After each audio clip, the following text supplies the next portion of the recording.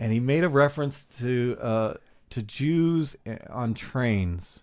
And I don't remember, what and I'm finger quotes right now, what the punchline was supposed to be, but it was dark and not funny. Oh yeah. Right. And then and everybody in the audience uncomfortable. Right. Yeah. His girlfriend's in the audience filming him. Oh no. Right. And because of course you want to save that shit. And it's like, it was palatable in the air that just like, holy fuck, this is happening. We're watching. And those guys never know when to quit. You don't, right? And it gets worse. Yeah. Because then, still mid-act, a lady in the audience, did she stand up right away or just interrupt? I think she stood up and like interrupted him and basically, I'm Jewish, this is not funny. Yeah. And she's right, it wasn't funny, right? I didn't say anything. I just sat in the back room and kind of just watched what was happening. And this is the situation I'm in my head. I'm like, holy fuck, this guy is not funny and he's horrible. But she's fucking wrong for what she's doing. Yeah, let him be not funny. Let him understand. Yeah. The worst punishment that you can give a comedian is silence. Yeah, that's true. Silence and non-laughter. Mm-hmm. Right? Don't interrupt. Understand? Especially if you go to an open mic. Yeah. And I'm talking to audience members, right? And comics, you understand this. We're learning, I'm 7 years in now, I guess total, 7, 8 years. I'm still learning. I learn every single time I go on stage. I'm learning something new. So if you go to open mics and you get these really raw, brand new guys and gals who first few times on stage and don't really know what the fuck is going on and don't understand, good joke writing or what does funny and what's not funny and what's too far and what's not far enough and what's the right thing. They need to learn, but you don't fucking chastise them like that. And and I felt I like the host of the show, very nice lady, and she kind of, I guess, maybe I'll let her a pass because it's her show, she's got to protect that, but she kind of sided with him. Like, fuck, you just can't. Yeah, he can't. You know what I'm saying? Like comedy's you gotta allow comics to fail. Yep. Because this is different than anything else. We're not musicians. We don't get to sit in corners and practice our instruments to perfection. Yeah. We're not painters where we paint and paint and paint and throw away a painting and throw away a painting until we get the one we like. Yeah. We go in and it's fucking raw in front of an audience. Yeah. And the whole thing too is it's entirely subjective. Yeah, so that too. Yeah, that's part of it too. But sometimes shit just isn't funny. Oh, yeah, for regardless, real. Yeah, I mean, and I'm not saying there's not a funny Holocaust joke out there because look at stand up. You can make some funny ones. But you just can't. You got to let us do that shit, man. Yeah. Fucking A. There was one guy I remember. He was at the Eau Claire mic, and he got up and did all of those like cliche street horrible Holocaust jokes for like 8 fucking minutes. Like the dude just kept going, and I've noticed the ones who are the worst at this just have no self-awareness whatsoever and just continue on. I often wish I had that ability to keep going. I do too. In the face of non-laughter or uncomfortable audiences and just keep grinding like some of them do, because it doesn't work that way for me. Yeah. I need some positive response. Yeah. Somewhere. That's exactly like it. If it starts going silent, I'm under. Like, I feel like I'm burning alive. Yeah. You'll get to the point where once you know where the science is supposed to be, then it becomes comfortable. Yeah. I like playing within silence and exaggerating pauses. Mm-hmm. And building suspense and anticipation for punchlines. Yeah. That it gets fun when you do that, but the different kind of silence is like, hey, there's the punchline, and then nothing. Yep. Or and what you like, holy fuck, you're supposed to say something here because now I don't know how to act. That was how, like, that's why I like doing written material, but I can also appreciate doing like off the cuff kind of stuff, is because like with the written stuff you think, okay, here is where I think they're gonna laugh. Sometimes I've done punchlines that don't work at all, but the tag kills. Mm-hmm. And it almost makes me think, do I keep that shit so that I can get to that? Because that was fantastic laughter, and I've gotten that every time. So it's kind of like, I like that craft of working through trying to figure out what to scrap. That's the thing. Is you're never gonna know because it's different every single time. Yeah. It's not like every audience is the same every single time. Yeah. Different punchlines will get different degrees of laughter. And sometimes tags will work. Sometimes they won't. Sometimes they'll go over the audience's head. Yeah. You just keep, if you know something works a lot of times, you just keep that as a tool. Your jokes are your tools. And if the audience feels like they're receptive, then you hit them with the tag and you keep going. It's just like you can see like a pick your big time headliner. And ones that are 99.9% of the time they crush and kill, but they'll still fail sometimes. Yeah, and that's just because sometimes shit just doesn't work the way it's supposed to work. Weird shit for sure. So, but going back to that mic that you were at, that was the first place I bombed at. Okay, and that one I went up like 4 times before that, and it was all going really well. Right. So right away, I think in the beginning you do get a little bit of an inflated ego, like this bubble can't pop. Yeah. And then it does, and I would argue that almost hurts worse than failing right away. Yeah. Because it's almost like you. I wish because my first open mic ever was Acme. Yeah. And you really got to fucking be horrible to fail at Acme. That's true. If you don't get laughs at Acme, you fucking stop doing comedy. Yeah. That place is primed, ready to laugh, and they're good to go. It's the best thing about Acme. But I think one of the best things about comedy for comedians would be to fail epically the first time, because then you're gonna know.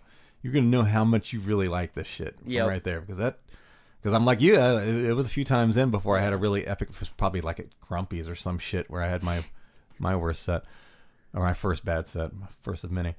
But if I wonder what that would be like to have it at the first time. I know. I don't know. Like, I don't even know. To be honest, though, I don't know. I don't know if my constitution, knowing me, I don't know if I would have been able to. Yeah, that's what I was gonna say. I don't know if had I failed in the beginning, if I would have kept going. And there was, I can't remember what podcast that was, where they talked about all of those comedians. It's crazy to think that all the ones that failed right away and then just quit doing it. To think where they could have been or what they could have been. But they just, how many super funny motherfuckers are out there that just quit because they had started on the wrong night, the wrong crowd, or the bad kind of mic, or the not the right place and the right kind of environment. And like, fuck this, I'm out of here. Yeah, I think that's how I would have been, to be honest, because I would have just took it as I am not funny. Right. Because the thing that I had written was something that I thought was good. So had that failed, or had I been able to remember and that did horribly, that probably would have stopped me from doing stand-up. Right. But that first bomb was tough, because it wasn't even like a pity laugh. Like, it was horrified faces and silence. And it was just, I pushed through it for a while and then just walked off stage. Right. Yeah. And then I just went home. I didn't talk to anybody. I just went right home. And that's a dark ride home too, man. Fuck, yeah. Yep. I didn't even want to listen to the radio. Right. It was just something where I was driving thinking, what an idiot I am. Everything on the radio sounds more talented than you at that point. Yeah. Some shock jock DJ at 12 o'clock at midnight. That guy's getting more laughs than you did. Yeah. Oh, it's a sick feeling, man. Yeah. It is, man. It's like, and then the good feels good. Yep. But goddamn, the good it doesn't. I guess it does feel better than the bad, but I don't know. Maybe it doesn't equal. Last as long. Yeah, definitely doesn't last as long. Though I think I had a set a while back, and I came home and I was very happy because me coming back to comedy, and I just felt like I was okay. This set, I'm starting to get my rhythm back again. Yeah, that was my biggest thing. Like, I've got all these jokes that I know work, but if you don't tell them right, it doesn't matter. Exactly. Yeah. So I was just starting to get some of my rhythm back and some of my timing back, and I came back and told my girlfriend, I felt good. This is my first good set coming back, and I'll be able to ride this one out. I can have next 6 months. I can eat a fucking dick for 6 months. Yeah, but I've got this one set now that I feel good about, so I can keep you going. I get in my head though, like, if I'm not funny one night, I think, well, think of all those other times before that. But I just think that was before. I'm now unfunny. Like, I can't console myself with the thought that I've been funny before, because I think one bad time, that means I'm unfunny. I'm off the beat now. Oh, it gets bad. Like I fuck with my head sometimes. Like maybe I slept wrong. Like I slept at a weird angle and it broke my funny. Yeah. You know, because I've had 3 bad sets in a row. So maybe I did something wrong. Maybe I ate something that fucked up my funny shit. Yeah. You know, you start going through all these fucking scenarios. Yep. Like, I bumped my head last week. Maybe it fucked something up. Exactly. Yeah. You know. Yep. Yeah. It's fucking weird, man. Comedy's hard. It's fun as fuck when everything goes good. It's fun. The process is fun. But goddamn, man, it's a emotional roller coaster to say the least. Definitely is. Yeah. Yeah. So, what was the recovery like for you? That first bad set. Where did you? How long before your next time up? What were you? The next time would be that the Goonies on Thursday, because that was a Tuesday open mic. I went to the Goonies on Thursday. Oh, so you didn't wait long. That's good. No, and that's the best way to do it. You fucking rip that Band-Aid off. Just yeah, go. and the 2 days leading up, or the day leading up to that, were miserable because I was psyching myself out. You're gonna fail like you did before, and that's how that's gonna go. And I went up and fortunately did well at Goonies, or well enough to the point where I was happy with it to kind of say I'm not a shitty comedian by any means. Were you recording your sets at this time? No, I still have a hard time recording my stuff. Start doing it. And I for first few years I didn't at all, and I've just recently got where I'm like religiously recording my sets. That's what people tell me I gotta do, but it's kind of hard to get in the habit of it because. Well, here's the thing: twofold. Number one, you get to go back and hear things like when you have an off the cuff comment thing that you forget. So you'll get to go back and find out why that worked and what worked, and you'll get new jokes. But also, as I use it, is like because you get those really good sets that you have. Yeah. And if you need to, it's some encouragement, like, look, let me play this for myself. Look, I did good there. Yeah, see all these laughs. This is me doing good. Yeah. Let me listen to this again. And sometimes it will energy. Like I'll listen to a good set that I have saved. You know, that's my go-to listen to before I go back on stage. It's like, look, here's my energy. Here's where I was at. Here are those people laughing. I did that. I can do it again. Boom. Yeah, for sure. It's a good, at least for me. I don't know if it would work for everybody, but it's probably a good idea to at least keep something in your pocket, a reminder that you're not a total. You know what I mean? Like. Yeah, because I have a hard time. It's either one way or the other. Either I'm damn good or I'm bad, and I don't want to. I just think it'll never recover from that point on if I do badly. Right. Well, you will do badly. Just prepare yourself. Yeah. I've done badly now plenty of times, right? So it's even now it's something where just know it's just part of it, and that's a skill like anything else. And that's probably the hardest skill is building up that callus of understanding. Shit's gonna happen. Yeah. Kind of deal. My dog's going to come over there and try to molest you a little bit. Oh, it's actually pretty relaxed right now. So. Yeah. At least once per podcast, he likes to come and get some affection. Sometimes he'll just lick his dick in the corner. Yeah, I did so I was doing open mics, I mean, pretty regularly.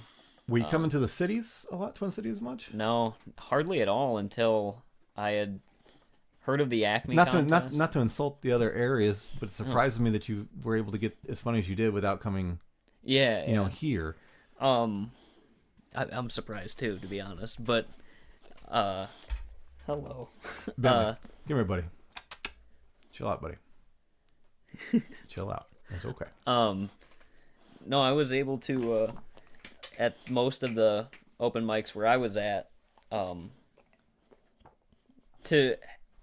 they were generous enough to give me more time than was allotted sometimes. So I was able to fuck around with ideas and things like that, or just talk off the cuff a little bit. And that was what helped me, is figuring out a way to talk with no written material was something that I really liked doing and found that I was better at doing. But I knew that I had to write more. So I started writing more, and I heard about the ACME contest, which I got onto. I signed up for and then didn't hear anything for a while from them. And just kind of thought, I'm not on it then, whatever. And I got an email in June or so that my date would be the 26th, I think. So I went and I did that, and I won that. You got your email in June, and your date was June 26th? Yeah. Okay, so... And so I went, I did that night, I won, which to me just felt good to win one night at all. I didn't even know how big this contest really was. People just said... Did you have any idea where Acme was on the radar as far as comedy on that? No, I actually... Holy shit, dude. You're walking in like one of the biggest religious institutions of comedy on this planet. You didn't know what that was? I had to Google. People were like, "Oh, Acme is really big." So I Googled it and read all about its history and the comedians that had performed there. So it kind of set in that it was big, but not until... To non-comedy people, like Acme Comedy Company is, and I'm not even exaggerating, is probably a top 5 comedy venue on the planet. Mm-hmm. It's like if you were 7 Wonders of the World, it's like the Taj Mahal, of comedy. Just the perfect comedy environment for the audience, for the comedian. It's very low ceilings. It's like walking into like a basement. You've got these old wooden pillars. Yeah. The whole environment is great. It just feels like everything comedy is there, and it's just prime for laughter, and it's just, they have the best headliners and coming through there that you can, any major comedian headliner you can think of has come through that place and has performed there. Yeah. It's everything wonderful about comedy is Acme. Yeah. I had gotten over, when I went to Acme, I was still in the stages where before any set that I would do, I'd throw up because I would get so anxious about going up. I would throw up, and at Acme, I did. I did that first night, and I did well, and then didn't really realize how big winning that night really was, or what the contest really was. So I went home and I was reading more about it, and comedians had said, "Oh, that's cool. That's a big accomplishment. Let's see if you can take it all the way to the end." So I went home and read more about it, and then recognized the severity. Yeah, hundreds of people enter this contest. I was shocked at that, the number of people. It was something in the 200s. Many nights of was it 5 per round in the first round? Yeah, or something like that was. Yeah, and it was, I think, Tuesday through Friday, 5 people per night for that summer. Yeah, and I won that night and kept doing comedy and felt pretty good about myself. But comedy is a weird thing where you go and you're king of the audience for 3-5 minutes, however long you're doing it, and then you come back to normal reality where you got to go back to your day job where old people, personally, like for me, it's old people spitting at me and shit like that. So it's like, wow, that really takes you down a peg, brings you back to what the world really is. But then I got the email for the semifinals, and that was exciting because... How many people are left with semifinals? Is that 25? 25. Yeah. Okay. So I went, did the semifinals, and lost that night. So I just considered myself out at that point. So I was like, all right, I'm out, whatever. And it wasn't until like the next week or 2 weeks later I got the email that I was on the finals. And that was insane because 4 people from my night, including myself, had made it on to the finals night. So, and I still don't know how the point system works, but apparently we all scored higher than the other people in the lineup. But I got on the finals night, I went and did pretty well, but it's to an audience of local celebrity, you know what I mean? So like radio hosts and things like that. Mm-hmm. And I wouldn't say by any means I tore the house down, but I did pretty well. So it came down to where I thought it was up in the air between myself and another guy. Because he had a good set, and do you remember who the headliner? Because for the people who are listening, when they have these contests, they perform within a actual comedy show. Like the MC will come out, he'll do his time, then they'll have the contestants come out and they'll do their time, and then they still have the feature, right? But the feature just does a shorter set, a shorter set. Then the headliner comes in, so it's just like a contest going on in the middle of regular shows going on. Do you remember the headliner of that? Brian Miller, I think. Oh, he was the headliner that night? Yep. Okay, so a local headliner there. So I always wondered, like, sometimes it depends on who the headliner is. If they're a draw, like if they're going to draw a specific type of audience. Yeah. So if your material plays to the audience that headliner drew, that's true. They get a better, audience response, and that may swing the, the vote, the judges into your favor sometimes. Yeah, I was really nervous because it came down to, this guy and myself, who he did well. Like, his material was good and he was actually funny, but he also brought a lot of his friends too. Mm-hmm. So there was like a definite change when he would come out on stage as compared to the other 4 people who would come out and brought like some family members or whatever. But I didn't want to bring anyone because I thought it would feel better if I got second place compared to first when I have to bring people. Right. And it sounds better for myself. But that was just me. So I just figured it's up in the air at this point, and I wasn't really expecting a win.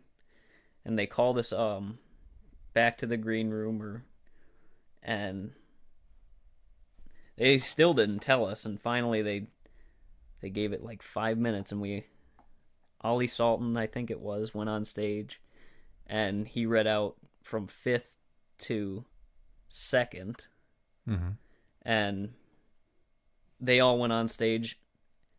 And then I got called on stage, so I had won, and I'm really glad I didn't lose, or I didn't get second, because it was $500 and like certificates to a bar. Okay. And I wouldn't have been able to cash in for 3 more years on that. Right. So, but yeah, it was actually really second place gets $500 in like beer tokens or sort of a thing, like a bar thing. Yeah. Gotcha. But yeah, it blew my mind that I actually won in the contest at that point. And what's that? It's $1,000 if you win. Yeah. Right? So you got $1,000. And the contest still didn't exactly settle in with me at how big it was. Right.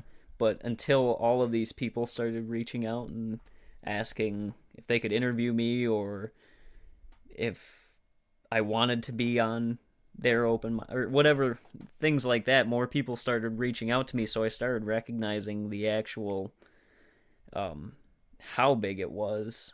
And yeah, that this is a jewel in your comedian crown that you'll have. Yeah, from here on out, that that you started your career, and the fact that you won this, and I hope people who are listening catch this, that this is within your first year. Yeah, you're not doing comedy for a year yet, so that's a big deal. That's I hope you're proud of that. Yeah, just that point of it alone, any contest, whatever, but ACME is substantial, man. Yeah, that's a huge deal. But in a weird way, I also felt like, because I'd gotten into comedy and then really stuck with comedy because of the comedians. I liked comedians, so the fact that I was pitted up against other people in a sort of competition setting, I felt guilty about winning because it felt like I was turning my back on, in a weird way. But I've since, I don't want to say gotten over it, but like come to terms that this is an accomplishment and I should enjoy it, not feel guilty about, you know what I mean? But that was a thing that I'd won, and it didn't feel as good as I thought it would, because then it's all the like, I think you have just a comedian's attitude where, even success, we always find, a way to kind of knock ourselves down or feel bad. I think that's within the nature of comedians. I think that's kind of where we are. But trust me, it's a really good thing. Yeah. For you. This is good. You should definitely be proud of it. I guess we're kind of at the end here now. Yeah, so man. now you it's the hell of a way to start your comedy career. Yeah. This is really good. What do you want to do from here? Where what are you just going to keep grinding, keep hitting mics, keep going? Yeah, I'd like to keep going around. I want to be able to develop my own unique voice, and I don't want to fall into any sort of situation where I'm directing my material for a certain crowd. I want to just do me, and whether they like it or not, I'm going to do it. Right. So far I've been writing towards that, but it's a matter of courage to get up there and actually do it, The only, again, make your own choice in life. Mm-hmm. The only advice I would add to that would be just understand that, when you're you're going to be doing MC work before you do any work. Oh yeah, you're absolutely. doing feature work before you do it. Write every kind of joke. Right? Yeah. Write plenty of clean material. There's nothing wrong with clean material, and and in your beginning stages, it's best just to get as much time as you can get, and then get as much. And when you start taking paid work, get as much paid work as you can get. Mm-hmm. And you need to, have those 15 minutes, to be 15 clean, and then, 15 minutes PG-13, and so you become an asset, and then work your way up. And again, I'm saying that as in my, hindsight 50-50.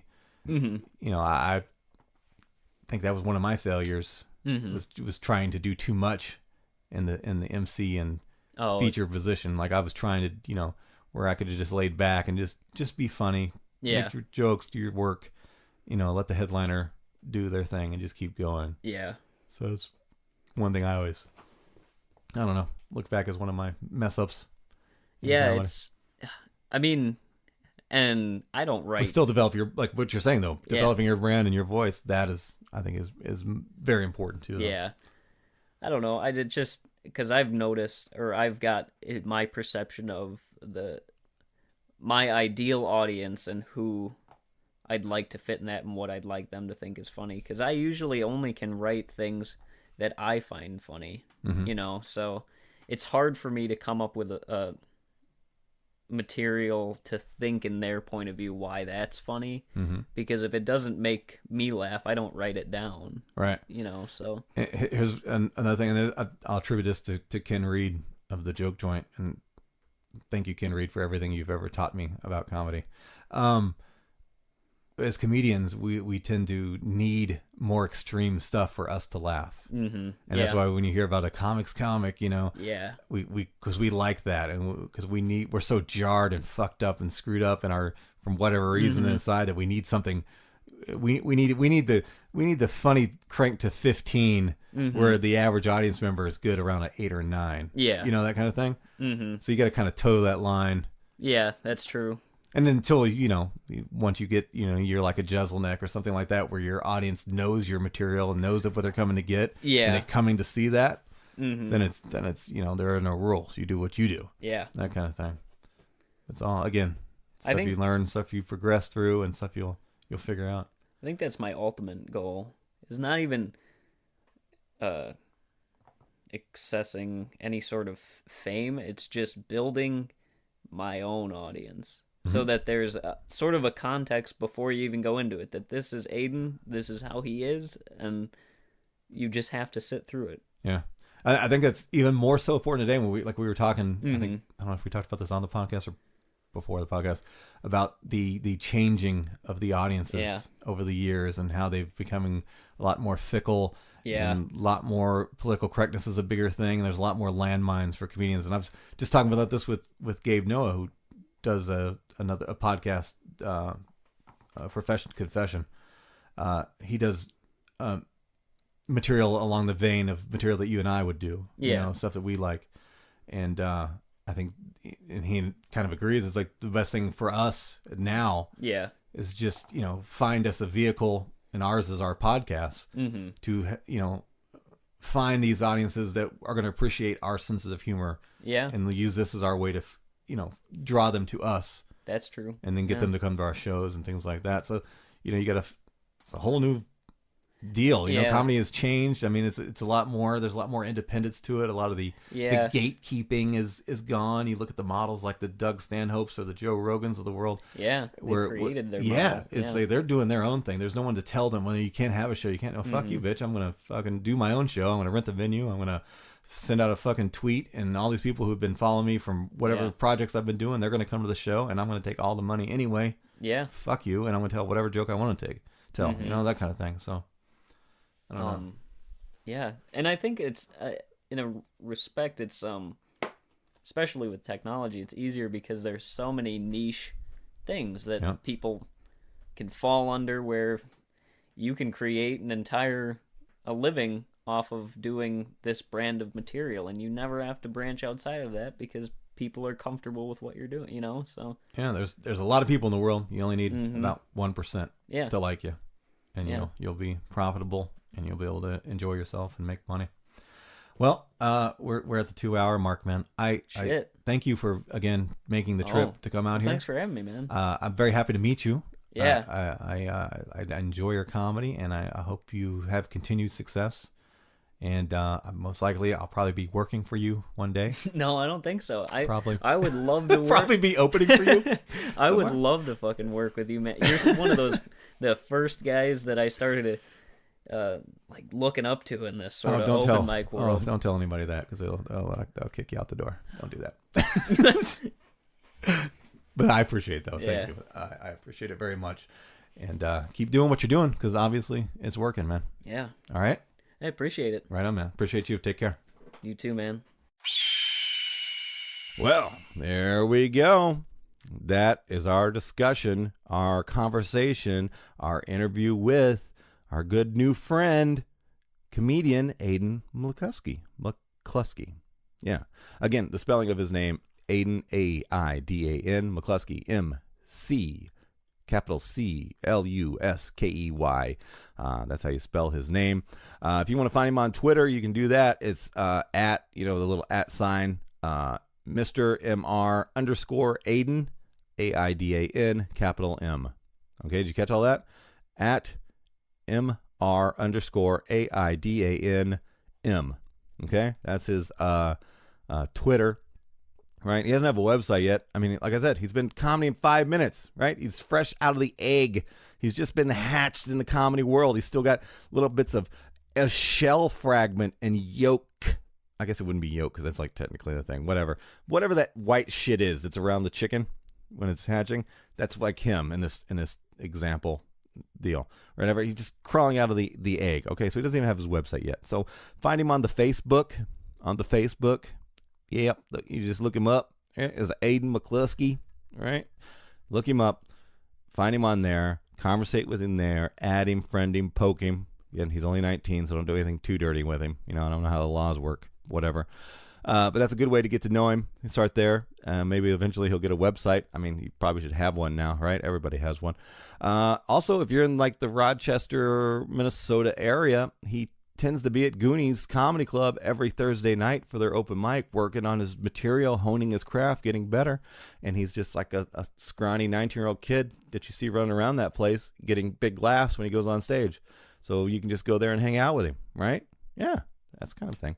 But yeah, we appreciate Aidan coming in, and definitely because he made like a trek to come here. Like he's like, yeah, I want to come be on the show. This show's awesome. And it is. And it's only awesome because of guests like Aidan and all the other guests we've had on. And, of course, you, the wonderful listeners of the Filter Free America podcast, you guys are what make this show awesome. I am just merely a facilitator, a voice, just an idiot on the microphone. I'm the court jester in this kingdom of podcasting is all I am. And I'm really just here at your leisure, at your beck and call, trying to make quality podcasting entertainment for you guys to listen to. Mentioning that on the way out the door here, as always, please, whatever you're listening to right now, if it's iTunes, if it's Stitcher, if it's Spotify, if it's, I don't know, 2 cans on a string, whatever, please subscribe. Subscribe. Don't search for Filter Free America every time you want to listen to it. Subscribe. Have it ready to go in your phone or whatever device you're using to listen to. So boom, every time an episode goes up, boom, it's right there. It's in your phone, right? You may even get like an alert on your phone. You're like, a little beep goes off on your phone, or a beacon, or an alarm, or a foghorn, or one of those like old car horns, like auga, one of those type of things, goes off to let you know that an episode is available for you, right? Subscribe. Do that. Okay? Please. And then once you subscribe, then give me a high rating, right? Like if it's 5 stars, give me 5 stars. If it's whatever the rating is, like if it's like, I don't know, maybe it's a weird site and it's like, 5 dead cats is like a perfect score. Give me 5 dead cats, right? Whatever the rating is, right? Like if it's, I don't know, if a podcast server like that Jerry Sandusky put together, call back to the beginning of this episode, then it's maybe his ratings are like young children, like young boys that he bangs in showers. Then you give me 5 young boys that he bangs in showers. That's the rating system. Now, I'm not trying to make light of say Jerry Sandusky. I'm just using that as an example. Maybe somebody did it. I don't know. these are just jokes here. Whatever. What else? Oh yeah, rating and review. Also, yeah, especially if you're on iTunes, take time, write a few words, like Filter Free America podcast is super dope. Really like it. Goes really good with weed. Yeah. Whatever. Something positive, right? Or, I listen to Filter Free America podcast all the time. It's changed my life forever. I'm getting so much more puss now. It's crazy. It's weird. Right? Yeah, something like that. Yeah. So just, write positive reviews. Interactions on those sites, on those outlets, Stitcher, iTunes, whatever. That helps me because whatever there's those magic, systems of calculating interactions that push websites to tops of charts and things are very helpful. Okay. Because I'm not trying to do this for free forever. I'd like a little bit of money coming in here. I don't want to charge people for the podcast. I kind of like to be profitable enough, with advertisement, things like that. So I need some more listeners. Not even trying to bullshit you guys. Like to check here. Would like to quit my day job and focus on comedy full time and just podcast and tell jokes. That would be nice. Anything else? God damn it, I love you guys. I really do. Lots of interactions on the Filter Free America podcast Facebook page, website. As of right now, as of me recording it right now, this minute, still not live, but I have a feeling it's going to be live by the time the next episode goes up, because we're just, I've got some final reviews of the final artwork and everything's kind of getting put together. So I think we're kind of within that week window now. I know I've been saying that for like 4 weeks, but that whole 4 weeks has been completely on me. It's been completely on me because I've just been slow, dragging ass, not getting shit done quickly enough for the artists and for the website designers to get their shit done. It's all on me. But, I live a hectic life, bro. So busy, doing all these crazy things. All right. Again, guys, I love you guys. Take care of yourselves. Love each other. Love other people, right? Do something kind for other people today. Tell people that you love them, that you love them, be kind, be helpful, be good, and don't fight with people on Facebook, right? I think I've said that once before. Don't fight with people on Facebook about ridiculous shit. Unless it's something like, who's the best podcast on the planet? And somebody says it's anything but Filter Free America, then you fight those people. Then you drag them in the street and you physically fight them. You bash them into the concrete. You smash them. You hurt them. No, you don't do that. You don't ever do that. No. You just suggest that they give Filter Free America a try, and you tell them that, you're wrong. It's the best podcast ever. It is. I love you guys. Bye.